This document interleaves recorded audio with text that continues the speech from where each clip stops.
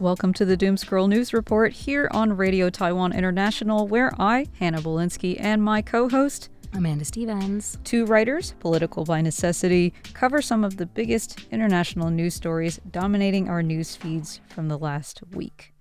I'm Hanna Belinsky, and this week, we simply have no choice but to discuss the elephant in the room, apt, since the symbol of the GOP is an elephant, the joint strikes conducted by the United States and Israel on Iran. This is a pretty complex topic, and it's a rapidly developing situation, but I'm going to try to keep it in our wheelhouse somehow, some way.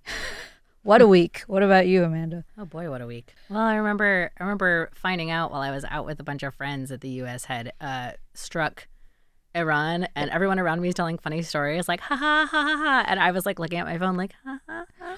Once again, a where were you moment. We keep having these. Yeah, I was like, well, I guess this is what happens when you work in the news. Because I was like, yeah, I can't bring this up right away. But like about an hour later, I pulled my boyfriend aside and I was like, can I just tell you some news that I have to literally share with anybody at all right now? Because while everybody else was around, we were like at a bar, so everybody was around drinking. And I was like, well, now that I know this is a thing, I have to read this story because I need to know. Yeah, we're plugged in. Yeah.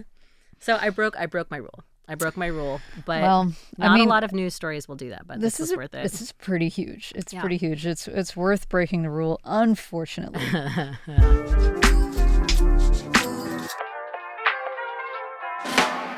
So for a quick rundown, the U.S. and Israel launched coordinated military strikes on Iran on February 28th, and the conflict is still escalating. Iran has been retaliating with missile barrages targeting Israeli cities, although most have been intercepted by their air defenses.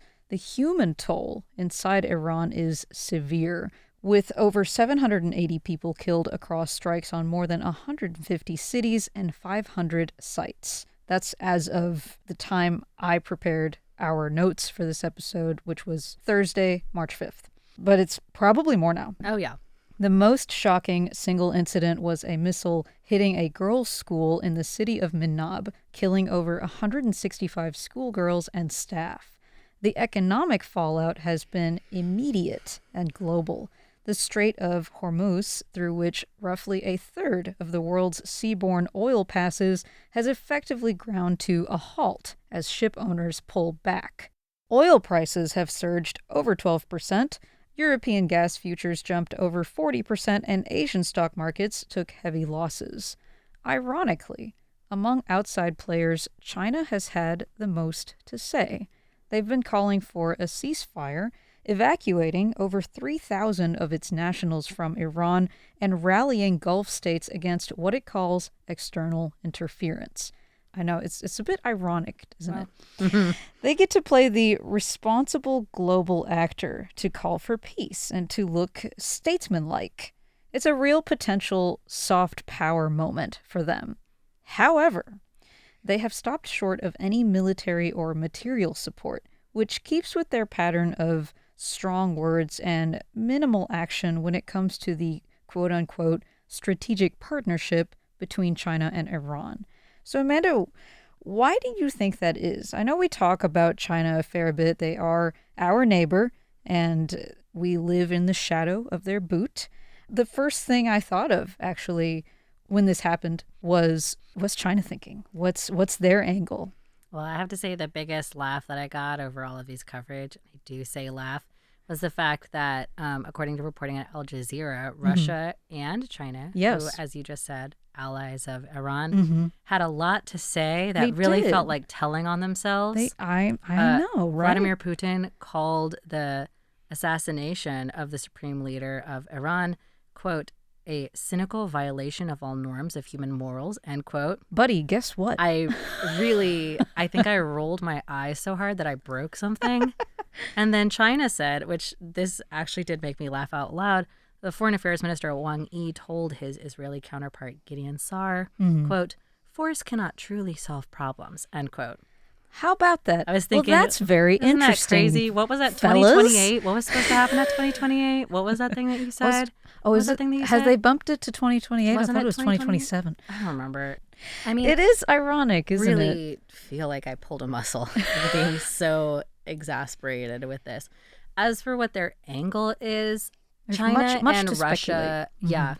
I'm not sure where to start or end with this. The thing is that China has a disproportionate relationship with Iran. Yes. And Russia does as well. Yep. And that also seems to be the state of affairs. When we've discussed Iran previously last year, that seems to be where they're at with a lot of their allies. So I Right. guess that I could say that, which is that a lot of their even strategic partnerships or partnerships full stop have been kind of strained in the previous years and sort of Iran has been on like a losing side of a bargain. I don't know if I want to say losing side, but a less powerful side. Yeah. So both Iran and China, neither one of them have like a defense agreement with they don't. Iran. And I don't think either one of them would be willing to engage in one of those because similar to like when we discuss India and Pakistan, you just know that Iran is going to pop off at some point. Right. And for It's as just too much as the touchy. two countries do bluster, no country really wants, besides Israel, no country really wants to be drawn into a fight that they don't have to. Besides, Russia is already, we discussed just last week or 2 weeks ago, Russia is already currently fighting a war that it has suffered huge losses from. Not even to mention in the court of public opinion. And China is currently trying to position itself as the new global peacekeeper slash kind of like that same superpower position. So I think for them, the angle is that one, although they're not economically dependent on Iran, they have a lot, they import a lot of Iranian oil. Yes, they do. And they, like everybody, would be very affected if Iran decides to shut down the Strait of Hormuz, which they're like half of. So why wouldn't they? Yeah. And It's I a think big piece of leverage for them. Yeah. I feel like China in this moment would really love to come out of this as the peacekeeper. Yes. From the soft power angle as like, see how cool-headed we were. See what we did. This is why you can trust us and why you should let us get away with what we want to in the future. We're the good guy. That's really the subtext it's really going to be a lot of like by comparison, I think, is what they're trying to do. It once again setting not the best precedent after the whole Venezuela fiasco. Aaron approached me last night and was like, what do you make of China and all this? And I said, well, you know, all these authoritarian guys, they seem like friends, but like you and I have discussed on the program so many times, their first priority is like running a dynasty. Right. You know, they're not really allies in the same sense as some other countries would be. If you can't be a reliable partner to me over generations, then why would I ever want to partner with you? And the United States is not that. The United States is a 4-year friend at best. Like, unfortunately. Yeah.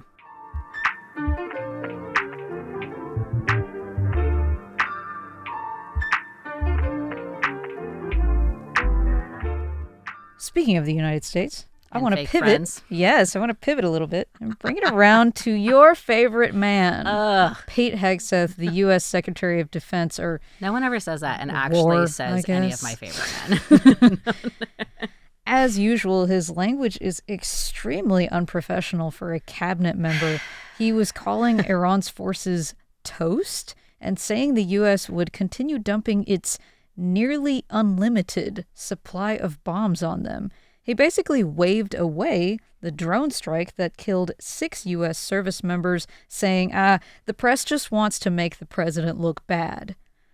Everything else has been basically bravado, non-answers, and contradictory language. Basically, it feels like he is making things up as he goes and just kind of thumping his chest, you know. But I think the worst thing he's doing is restricting press access only to Trump-aligned outlets, and that prevents anyone from getting a really good read on what's happening.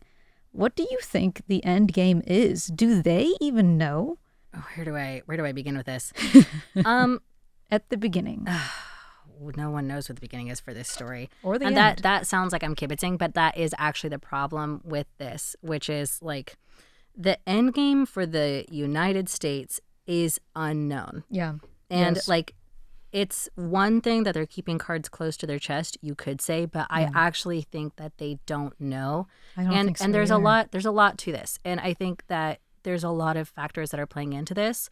So when I was listening to coverage from the last week, there's a lot of coverage about how, for example, Israel's involvement in this. Yeah. This is a really closely involved cooperative strike and It's a like joint strike. ongoing conflict. Mm-hmm. The two countries, the United States and Israel, are both cooperating on a very deep level. Mm-hmm. This has always been a goal of Netanyahu. He is like a war dog. He Mm-hmm. loves war, I feel like. He does. He does. Loves war. He has to keep it going. Now, he has tried, if we were to look at it this way, Netanyahu has tried to get the last like 4 presidents to wage war on Iran, even before he was the president. Like this has literally been one of his like biggest goals. Is he wants to wage war on Iran. Mm-hmm. He wants to take out, I don't know, it like depends on what he's thinking of that day, but like their capability to inflict harm on their neighbors, which you might agree with on the surface, but I don't think you can see him as a good actor. So I don't think you can agree with him. It's not that simple. Now he did try to get Trump to wage war on Iran last year, and Trump said no. And that was before the June strike, like Nighthawk or whatever they called that stupid organization. So Tell us that how was you really before feel. then. Now, and he failed. Yeah. But come around this like January, there with the protests, and even before the protests, just within Israel, there was reporting to suggest that Israel was already planning a strike, but for later this year in 2026. And that through some kind of like leveraging of the Trump administration, who wasn't necessarily interested in it, but sort of like selling them on this strike as like, well, Iran is weak now. Because they have protests going on, because their allies are weakened, because a lot of their proxy forces are not in a good position to retaliatory strike. This is a thing going on. And like also then leveraging something you'll see in a lot of coverage right now, personally, the assassination attempt that was foiled on Trump himself.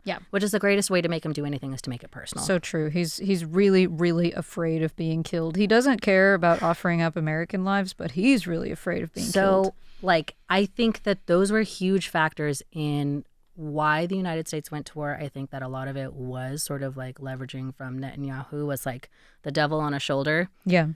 On the other hand, I think that the messaging around the strike also tells that they don't know where they're going, because when Trump announced the strike, he did so by literally listing everything Iran has done wrong to the United States, starting from like the 60s. And it was like, this is everything that they've ever done wrong against us. Dude. So it sort of feels like you're trying to build a case for why we should attack them now rather than later. And it was nothing that was really like, and in the last 10 years. Because if you also look at the fact that they say, well, we want to stop them from getting missiles. Last June, you destroyed their nuclear capabilities, and you said they wouldn't be able to restart their nuclear program for 5 years. Right, so what It's gives? been way less than 5 years. Exactly. And also, like, there seems to be credible sources that, like, they don't have the capability to do nuclear forces. So now they've shifted to a different kind of missile. Okay, then you said they want regime change. Then there was a quote from earlier this week, someone in the administration that was like, well, we had an idea for who we would want to take over, but they're all dead now. Go figure. So I don't think that they really know where they're going with this. No, and I think so that's either. also why when you ask, or when reporters ask Trump, like, where is this going? You get a variety of responses for how he sees this ending, which is, one, asking the unarmed civilians to rise up against a government that will use deadly force to strike them down. Dude. Number 2, just saying that, like, oh, well, if you let us pick the new leader, then we'll maybe come to an agreement, but they have to be friendly to us. 3, it seems to be sort of something like nebulously, like, when we decide it's over. So Pete Hegseth also said, like, we're setting the pace for this, without telling anybody what the pace is or how long it's going to be. Also, for the record, we do not have an unlimited store of missiles. We don't. It's That actually is not true. Experts are saying that we're running out. So Exactly. So whatever happens, do you think the country's reputation is ever going to come back from this? You know, the U.S. has alienated so many allies now, and I know there have been tough times before, like maybe before we were born or when we were still too young to really understand, but I can't really imagine a more shameful time to be an American. I guess barring like slavery and the Vietnam War. Well, I guess American history is full of bad moments, actually. I mean, it kind of seems like it's really on brand, actually. I mean, I feel like it's like your reputation as what? Yeah. I guess what I could say about this, too, is like all of these global conflicts are really nuanced in ways that, as somebody who's looking at this from an American point of view, as an American who's never been to any of these countries, my opinion is going to be about how I think it makes other countries view us. Sure. And how it's going to affect life inside the United States. Mm-hmm. But like there are people out there, like one of the first reports I heard about this was a woman who has been reporting on Iran. She's one of many Iranians who's living in exile right now, who said, like, when I look at this strike, despite everything else, I have hope that someday I might be able to return to Iran. Go home, to see my dad's grave. Yeah, oh basically. My God, that is so painful and so real and so something that Americans will never understand, So, you know? I think also it's like when you look at the Vietnam War, when you look at the Korean War, I objectively feel like America was the bad actor in those, right? Definitely. I think, in my opinion, that's an objective fact. But the world that resulted from that is not so easily black and white. I think that's sort of what's going to happen at the end of this. I don't know.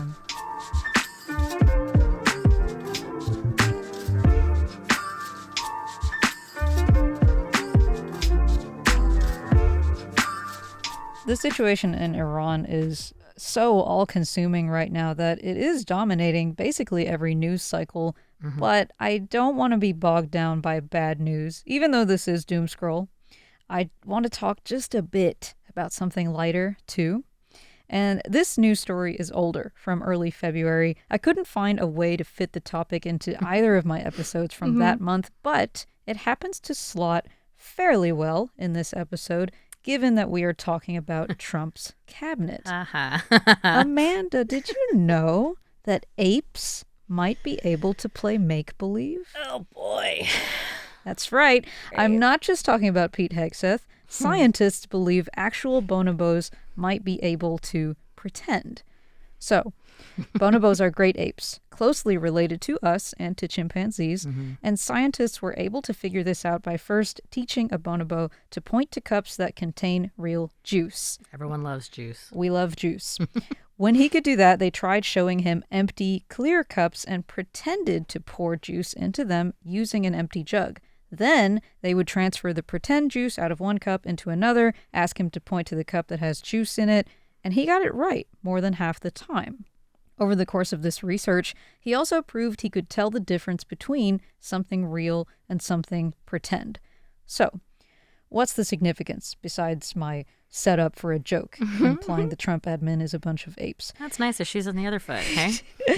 Basically, this research suggests that symbolic thought may not solely be in the human domain, and this supports the idea that play is foundational to intelligence, and it may even give birth to culture, to religion, to all of these more abstract things that we came up with to imbue life with meaning.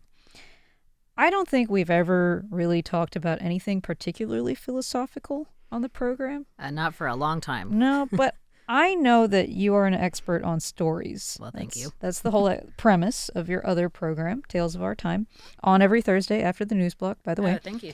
Yeah. And if bonobos can play pretend, then imagination may not be exclusive to humans. And if imagination isn't strictly ours, then things like myth-making, ritual, and shared symbols may not be either. So, my question for you is, what kind of tale do you think a bonobo would tell?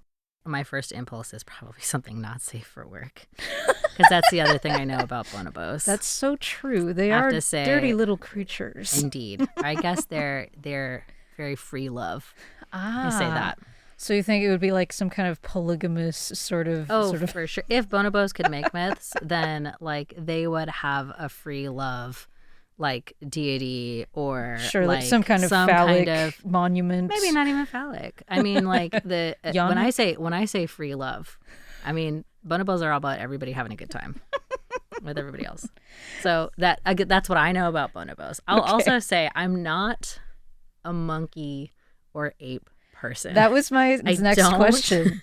I don't like them in general. They creep me out. That's so funny because in the realm of science, I like to keep up with mushrooms and I like to keep up with monkeys. But I know that some people find monkeys kind of creepy, like kind of uncanny valley. I am one of those. I don't like them. I don't like studying them. But I have had this thought. I will say that I have had this thought, especially when it comes to like other highly intelligent creatures, like birds, like corvids or parrots. Oh yeah, and corvids, amazing. With orca whales. Because these are two other creatures where like the science is constantly... Orcas and dolphins, I lean more toward... Well, they're all part of the same family, honestly, because neither one of them is a whale, neither one of them... But anyway. They're special. Not the point. But this idea of whether or not... And this is really foundational also in language, because when you try to decide like which creatures have something that can count as a language, like there's a couple of different like factors that people feel like need to be all met. Yeah. And one of them, which lines up with this really nicely, is the idea to talk about things that are not real, the things that are potential, or things that might be real, which is one reason why a lot of animal communication doesn't technically count as a full language, because it can't talk about theoretical or potential things. Yeah, when training dogs, one thing that you have to keep in mind is that they have no concept of any moment except now. Right. So you have to catch them in the act of doing something wrong in order for discipline to be effective. Yeah, you can't yell at them about destroying the plate 2 minutes ago. Yeah, because they have no idea what's happening. They've moved on. Yeah. But some animals can talk about things that are not currently real, or at least they seem to be able to do that. And the animals that I just mentioned also are a part of that. So some parrots have been known to talk about things that I think don't exist in the current timeline, but have existed or that they want to exist, like they're trying to manifest it. Some, like the way that orcas communicate has been theorized to sort of exist on a level that maybe we don't understand, because it's a different level of like emotional communication that perhaps humans don't pick up on. It's like a color we can't see. Exactly. That's a really good comparison. And also when it comes to like birds, like corvids, for example, we now know that birds and crows in different areas of the world have different dialects that they speak. So if you put a crow from the United States and a crow from Europe in the same room, they become frustrated because they can't understand each other. Oh, this is true true they're speaking different crow of dialects. whales also. Also true with whales. And that's even true with whales that live in similar areas where I'm from. The orca populations, it all goes back to this for me, but like there's a local orca population that only eats salmon. And every animal that lives in the area knows that dialect of orca from like the visiting orcas that come through, which will eat everything else. Because as soon as like all the seals that live in the water hear the visiting orcas, they all get out of the water. How about because that? They know for sure that those are not eaten. The cool orcas. they're not the chill ones that just get fat on fish all day. Well, that is really interesting. I love this topic generally, like animal communication, animals playing, animals potentially thinking or pretending. Well, and it is interesting, like I would say, I guess it is interesting to think about, because like when you think about the level at which these other animals experience reality more closely mirroring our own, I think that can impact how we perceive the world and also how we treat these animals. Absolutely. And all animals, which I think is a relevant question to all of us. Yeah. Not just myths or other things like that. There was something I noticed about elephants recently. Obviously, like my life since having my son has been all about like lactating. Oh, yeah. And I noticed elephants' breasts are in the front also. Oh, so fun. I was like, hey, I have how a similar about that? problem. We look the same. Yeah. Did you know that elephants find humans to look cute? Oh, I love that. In the same way that like we think dogs or cats look adorable, elephants think humans look cute, like as an objective kind of thing. I sure hope they think I'm cute. Right. That kind of factors into like human-elephant relations. Well, this is a great note to end on for today's news report. Much better than how we started. Yeah. So a quick reminder. That was for us. Yes, that's for us mainly. For us. A quick reminder that you can find all of our referenced articles in the show notes for today's episode. I'm Hannah Belinsky. I'm Amanda Stevens. Thanks for joining us on air today. Tune in tomorrow for more programs by Radio Taiwan International. And in the meantime, remember to stop scrolling and touch grass. We'll see you next week.